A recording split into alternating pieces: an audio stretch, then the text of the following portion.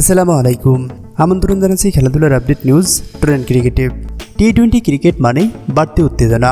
সেটা যদি হয় এশিয়া কাপের মতো বৈশ্বিক কোনো টুর্নামেন্ট, তাহলে তো কথাই নেই।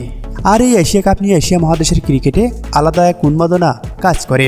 কেননা এখানে দেখা মেলে ভারত পাকিস্তানের দ্বৈরথ, বাংলাদেশ ভারতের টানটান উত্তেজনাময় ক্রিকেট খেলা। এবার সেই এশিয়া কাপ বসতে যাচ্ছে বাংলাদেশে। আগামী বছরের অক্টোবরে অনুষ্ঠিত হবে বৈশ্বিক টুর্নামেন্টটি। বাংলাদেশের 3টি ভেন্যু ঢাকা, চট্টগ্রাম এবং সিলেটে হবে সবগুলো ম্যাচ, যেখানে মোট দল অংশগ্রহণ করবে 8টি।